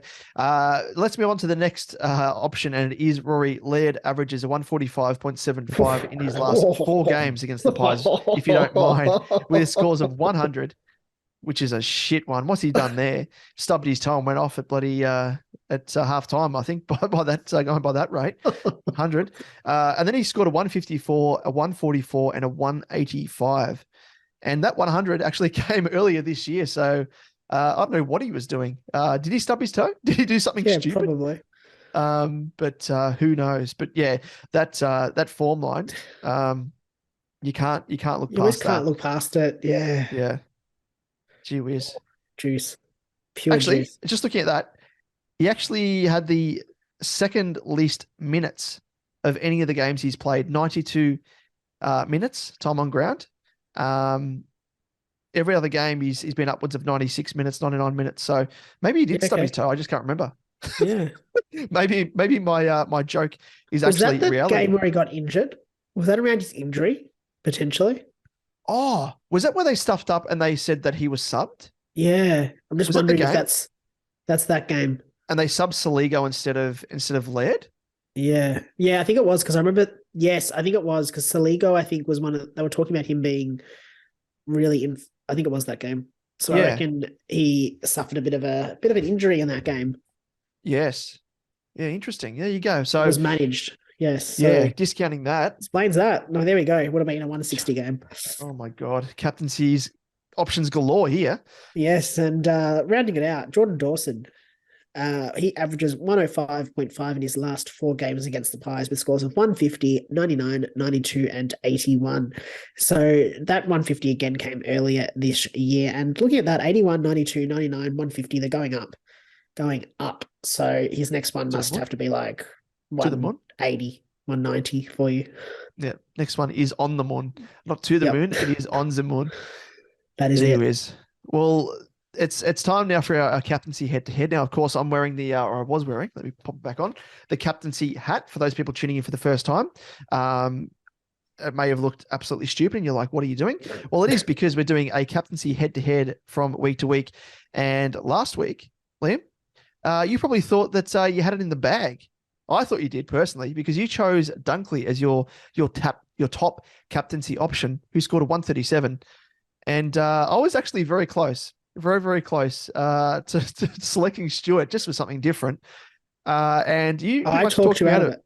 Yeah, you said, "Are you sure?" You're kind of like an Eddie Maguire, like on Who Wants to Be a Millionaire. Like, are you sure? Are you going to lock in that one? Are you sure? Go for A, go for A, don't go for C. So I reconsidered and I was like, what am I doing? Bont, he's playing North Melbourne. Yep. I ended up going for Bont and he ended up eclipsing Dunks for that 169. And as it turned out, Dunks is my VC in my team and Bont would have been my captain. But if you did take Stewart, I would have got the win and probably got you on points. total as well. Yeah. Yeah, wow.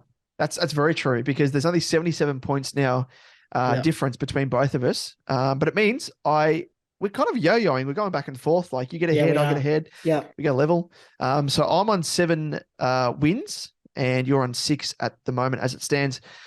And who goes first this week? Your turn this week. Oh, yeah, because you went I chose Dunks first. Yeah. No, this is the worst week to go first. first. The easiest week. I know exactly who I'm picking. Oh, well, first off, there's Clary. We spoke of. I'm going to go through options. So there's Clary. There is I've forgotten them already. There's Clary. There's Dunks. Yeah. There's Laird. Yep. Those are like 3 super solid options. There's Dawson potentially, but I reckon that's more of a risk. So I reckon it's between those top 3 for me. But I'm going to back in the old squarehead. Oh no! Now to repick. Rory squared. Were you going to go for him? Yeah. Okay. Without looking, of course, you've never used this tactic of looking ahead because we need to start thinking about that, don't we? Yeah. But even I so, need to think of that because next week I first pick. So yeah. So it's strategy, bit of strategy. Oh no. Who's next week? I've locked it in. Laird's got North Melbourne next week. Oh yes. Thank you very much, David. We've got him. So at least that's the trade-off. All right, I'll have him this week. You can have him next week if you want. The risk with Clary is if he doesn't play, I get a 0. No. We'll do a like a VC and a C for Clary just in case. All right. We can't be that ruthless because we're going to keep the competition going. And I can't be like that. That would scuttle the whole like competition. That would actually destroy the whole thing. I'm up by 160 odd. Oh, hang on. It's going to be Laird. It's going to be like 200. That's true. I was trying to be modest. But okay, yes, 200. All right. That means I just feel like I'm double dipping here though. All right. If Oliver plays, I'm picking Oliver. Yep. If he doesn't play. Oliver doesn't play, I'll go Dunkley. Yep. That's a smart move. I would go the same. I feel like I'm double dipping, but no, not at all. No, because if Clary plays, you don't get Dunks. Yeah, it'll just be so that's fine. I'm not fussed. It'll just be if Oliver doesn't play. It'd be more of a sliding doors moment, like if Clary plays and then Dunks goes large. Much like it was with me almost going for Stewart and instead opted for Zibont. But that's pretty much it for our captaincy head-to-head. One thing that we haven't mentioned, I think we mentioned potentially the first or second week of the buys, is, and I don't know if you want to do this still, but we're doing it because our combined father-in-law, who we both share, we haven't just gone out and hired a, what is it on The Simpsons? Big Brother. Big Brother. We haven't gone out and got ourselves a Big Brother. Is that called Big Brother? I think it is. I think it is, yeah. How like Bart has like a stand-in dad instead of Homer, and then Homer gets his own son. He's like a big brother to like some homeless kid. Yeah, Pepe. The one Pepe. Hello. He's like in a really soft voice. No, it's none of that. It's none of that. We actually do share a father-in-law because both of your fiance, my wife, they're sisters. Everyone probably knows that, but for new viewers, listeners, you're probably thinking, what the hell? But he's given us a hot. Now, did you get one? And if you don't, I can give you my one because it's in the freezer. I do have one. Oh, you do have one. Okay, good.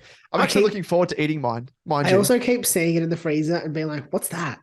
And then I just remember and I'm like, oh, I could really eat that, but I can't because I'm going to wait. I'm keen. Yeah, to provide context. So we've both been given these chili pies by our father-in-law and 3 chilies, apparently. Three chilies. So it's chili flakes on top, chili in the meat, and then chili where else? I don't know, but it just says 3 chilies on the side. You like throw chili seeds in your eyes. It's like titular. Like the old. It's actually just ground into the. It's actually just the pastry is made out of chili powder. Oh wow! Okay, well, that probably makes sense. Yeah, there's no other way they could fit it in. But anyway, so like we've been given a couple of chili pies, so we're calling it the chili pie challenge. So across the 4 bye weeks, whoever scores the most points. Do you want to, I don't know. We kind of didn't flesh this out, but like, should we go by the most points or by wins v losses? So like you obviously outscored me. Win, total points. Total points? Total points, I feel like is better. Yep. Let's do that. Okay. So we don't know who's in front at the moment. Oh, I know. I know who's in front. Oh, do you? I can just guess. Oh, okay. I've already had. I reckon. Anyway, I'm not going to spoil it. No. Go ahead. I reckon you'd be ahead because I had a donut in round 1 in the first week of the buys. Oh, you did too. Okay, interesting. Okay. Well, let's put it up in the air. So, anyway, the loser of this is the loser. I could come home big this week. You could, and I've said that all along. The bye week is the bye period is your time to shine, and it's already happening. It's happened on the weekend, so it's about to happen again. But the person who is not victorious has to consume their pie at the back end of the next episode. Is that fine? Because I figure if we were to do it at the start of the episode, you'd be absolutely wiped out and obliterated and crying on screen and everything else. Can I make a request? Considering we often finish recording at about 11:30 at night. Yes, that's true. That's true. Maybe it's filmed at a time after the podcast, but it will be shown in the podcast. Oh, that's a good point. That's a good idea. Or before. It can be done before, but just not probably before, literally before. Not right before. You might need to have a shower, drink like a gallon of milk, all that sort of stuff. Milk. Yeah. Although I think we both handle spice quite well. You're probably better than me with your palate. Because I don't know, I'm scared about this. When we have dinner at your place, most recently we had Portuguese chicken, and I'm still convinced because you kindly made two. Sorry, we're going off on a bit of a tangent here. It's like you've tuned into our Shorty SuperCoach. Here's a bit of an insight into our lives, but it is relevant. The spice factor, because you kindly made yourself and Jacqueline, your fiance, made two different types of Portuguese chicken, one of which was spicy, another one which was mild. And you had like a post-it note on each one. And I'm convinced the mild was actually the spicy and the spicy was the mild. I stand by that. I stand by it because I had the spicy first up, cleansed the palate with a bit of water, which probably didn't do the full job. But then I tried the other one and I'm like, this isn't as spicy as the other one. And then Pete, who would be tuning at the moment, he was consuming it, and he does not handle spice at all. No. He was as red as a tomato. I feel so bad. He was almost in a pool of sweat and tearing up. And I was starting to get a bit red. I was starting to get a bit of the sweats under the old frames here. But it's going to be interesting. But yeah, I think I handled it fine. I wasn't in tears or anything. Yeah. No. I don't know the spice level of this pie. That's my concern. Yeah, even though I do love chili, and we're both probably on an even keel here because we both don't have a gallbladder, which can spell trouble when you have a lot of spice. So it's probably safer that we don't eat it during the episode because we might have to duck off and that's what tends to happen. Fair call. If you catch my drift. But look out for that anyway. That'll be added. Happen. Yeah, a bit of added spice, you could say, pardon the pun, to the I guess our head-to-heads that we've been doing. Maybe I should tank this week. I really want to eat this. I really wanted to eat this pie. Well, you can eat, yeah. Well, if you reckon, I can also win it and eat it. No, it's not just. You can do either. Like, you're not just going to throw the pie in the bin. No. Like donate your pie to me, so I have two pies to eat at the one time. Stacked on top of each other at the same time. Anyway, let's move on to our last segment, of course, and it is, Liam, where everyone sends in the questions with SOSs, Liam, that goes by the name of I Gots to Know. Hey, I Gots to Know. That was very good. We were in harmony then for the first time. I slowed up because it went a little bit too quick and had to go in harmony. Yeah. But I Gots to Know. Yeah.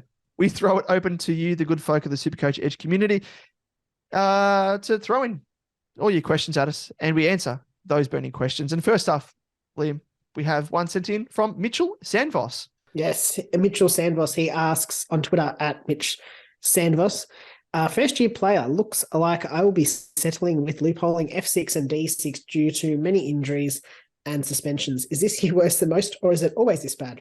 I feel like it's worse this year, but Yeah, with for suspensions. me, it and feels stuff. less bad because every week I was like trading at a player because I had them injured last year.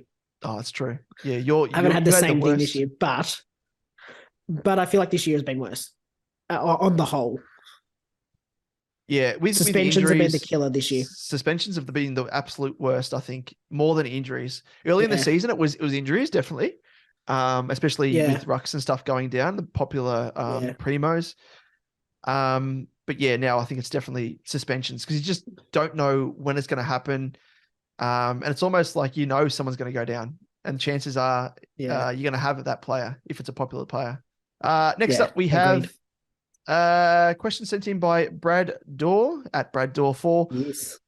Best defender options. Think I need a swinging 7th defender for cover as the bench is offering 0. I already have Dawson, Dacos, Day, Sinclair, Sheezel, and Stewart. I don't know if you really need a swinging defender, do you, in that case? Because you're pretty well stocked. Day's probably the biggest, but Day and She probably the biggest concerns there. Yeah, probably. But Sheezel looks, he had a lot of kick-ins off memory this week, which would be more seagully. Day obviously had the bye, and I can't remember what he scored the week before. I think he scored pretty well, actually, a ton for the first time in ages. Yeah, so I don't think you necessarily do need... it depends how many trades he's got as well. Defender. Yeah, if you've got a Seamus,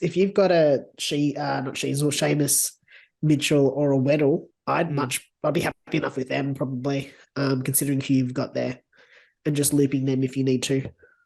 Yep. Yeah, I agree. I'm in that boat there where I'm probably going to keep Seamus Mitchell for the remainder of the year, just because he provides that DPP swing and a bit of cover as well. Like, he's pretty reliable, I think, on the whole, especially as a rookie. And without Sicily there might be a bit of an uptick in scoring in the short term anyway, but provides cover nonetheless, which is pretty handy. Yeah, I don't think there's anyone that I'd really at this stage look to for a 7th defender. That's an obvious choice. Yeah, there isn't anyone that sticks out that you'd want to trade in anyway as well. And there's no one that you could really swing from the midfield. Like, Day is a mid defender. Yeah, I'd literally just trade if need be, because there's no one that you'd want to bring in unless you've got a Chincotta still in your team that you could potentially swing with Day. So if Day goes down, if he gets suspended again, you could plug a hole there on the off chance that Chincotta plays. But yeah, I wouldn't be targeting anyone at the moment because there's no real good rookies in defense. There hasn't been for ages. Agreed. Is what it is. Moving on, I guess, to the next question. And got 2 questions, 2 for 1, from the Duke at the Duke on Twitter, TH Duke. He asks first question is, do you think Johnson plays? Now, he touched on this earlier. It's tough to know whether he's going to be dropped. There's obviously potential for that, but he looks as though he's being cleared to play from a medical perspective. Like, if he is fit, he can play. It'll just come down to selection and whether Longmire decides to swing the axe after a performance, a lackluster performance by the team on the whole. Yep. Yeah, Ryan Daniels, the journo who does some pretty good work. I think he might be a SuperCoach player himself over in WA. He tweeted earlier today, Matt Johnson has been given the all clear after being subbed off with that hip pointer issue. Copped a bit of a hit there. So yeah, he's been cleared. But yeah, as you say, it comes down to whether or not he plays, he's selected. Hopefully he is. It'd be pretty rough if they drop him off the back of him. He wasn't the best. Had limited CBAs, as we've sort of mentioned. Yeah. But yeah, hopefully he plays and can score well enough. The other one, Liam, what was the other question? Other question is, what do you guys think of the job security of Fletcher? And I assume by that he means Dustin. What's his name? Dustin, definitely. He's making a comeback, isn't he? Heard he was looking for a mid-season draft pick. Yeah, the father-son Fletcher. What's his name? What's Brisbane. His best name? Jasper. That's it. Casper. The friendly ghost. Job security is tough at this stage. As we've kind of spoken about in the past, if you're debuting at this stage of the season, unless you were, you had an injury that was holding you out, you're probably not first choice in that position. So unless there's a real role. So it's hard to know. I think I wouldn't be bringing him in this week. If you're looking at bringing in a rookie early, I'd be going for Marek. I'm just trying to read between the lines in the question. And I'd be looking at Fletcher, giving him another week next week, and then bringing him in if you do need him the week after. I wouldn't be going early on him. Yeah, I think his opportunity probably came off the back of McCluggage being injured, potentially. Yeah. Maybe Daniel Rich less so though, because Rich is obviously a defender. But there's a couple of omissions there, I guess, like Zorko as well. I don't think he played on the weekend, did he? Good old Zorko. So he's another one that's out of the side that's best 22 who may come back in and may force good old Jasper the Friendly Ghost to make way. Yeah. Let's round it out with your last question from Lee Grantois at It's Captain Koala. Is trading English instead of Briggs worth considering? So this is something you asked earlier. For your job. Way back when. As the captain. For your job. As captain. As the captain. He's the captain now. As the captain. Yeah. He asked, is trading English instead of Briggs worth considering? Would result in completing the team earlier, possibly with a better player, using one less trade and keeping Wardlaw as M9 cover. On the other hand, it's the third top scorer, that being English, of course, and choice of last upgrade is limited. Like I said earlier, when I was using Marshall as an example, I'd prefer to punt him. I think English, he's shown that he's got a super high floor. We only need to look back to a couple of weeks ago when he probably should have scored sub 70. And for some reason, I have no idea how, he got bloody pummeled by Lysett in the ruck and literally scored almost tonned up, like the ton run almost continued for him. He scored a 99 and he got killed in the ruck. So his lowest score has been 88 all season. And he's got a really high ceiling, as we know as well. His first 6 games of the season, he didn't drop below 130. So, I think it'd be silly to get rid of him, considering Briggs doesn't really have that ceiling in him. Can push towards it, but I don't think on a consistent basis. English is pretty much like the new age ruckman. Doesn't have to rely on hitouts, like a Witz, to generate points. He can score his points around the ground as like an extra midfielder. There's a lot of work around the ground, marking, disposals wise. So with that padding and security, I'd be keeping him. And if you have a Marshall, I'd be looking to trade a Marshall instead. Thoughts, Liam? Yeah, I agree. I don't know if I'd necessarily trade Marshall either. I think he's got a reasonably good run coming up off memory. So I just don't think it's worth it. I know Briggs is scoring well, but I'd almost rather trade Briggs down completely. You're going to get a lot of cash if you trade him down to like a 102 ruckman for the R3. And then you've got a lot of cash to spend elsewhere. You've got 300k probably there at least. Yeah. Even if you trade that would probably be my mindset. Yeah, or even if you've got Madden in your forward line, they could swing back into R3 and then trade Briggs down to, say, a Marek, like to fully maximize on the amount of cash they're going to make. Like, do that. The same logic, yeah. Yeah. I think the main thing, I can see what he's asking for, because the money that you're going to be getting by trading English is going to be English virtually another another downgrade of 150k or thereabouts, or whatever it is, the difference. With Marshall, for example, like it's 120k difference. So, and with English, I think it's 140 roughly, if not a little bit more. So, I can see what he's saying, but I would prefer to have I always say aim for the top shelf when it comes to premos, and he is top shelf. I wouldn't be trading a top shelf player in English. Agreed entirely.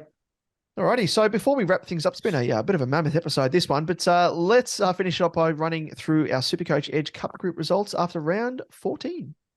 Yes, our SuperCoach Edge Cup public group leader for the second week running is Andy with his team Bod Squad. He scored 2020 and his overall rank is 64. Very nice. And the top scorer for the round was Jake with his team Up the Lions 88. Round score of 2,223 with a round rank of 113. So pretty good there. For our Patreon exclusive group, the leader is who other Who else could it possibly be? T Prostitutes. Of course, all year. Of course, Jonas Goat, yet again. He had a round score of 2,048 and he is ranked 155th overall. Top scorer, pipping me, unfortunately, was Bruce with his team Shoe-In with a score of 2,132. Very nice. Very, very good. And what about our Patreon exclusive SuperCoach Cash League? Yes, the results looked something like this. Dylan with his team Popper Ball FC, 1,874. He was defeated by myself, Church of Parish, 2,094. Tankers, Peter with his team Tankers scored 1953 and was defeated by Scott Arthur with his team Black on White with a score of 2,031. Damon, you scored 2,021 and defeated Wade with his team Carps Crushers 1911. And Brett with his team Sharpshooters took out the win 2084, defeating Matthew Tunn 618 1932. Very nice. And in terms of our ladder, so that's our last match up there with the Sharpshooters. Has had ramifications on the ladder because he's jumped over me back into the Iron Throne, the top spot. Sharpshooters Brett, first overall on points. He's had the 10 wins. He's leapfrogged me in second spot. I'm also on 10 wins, but I'm languishing behind by 56 points roughly. Quick maths. Yeah. Ton 618 in third spot with 6 wins. Carps Crushers in fourth spot, 6 wins again.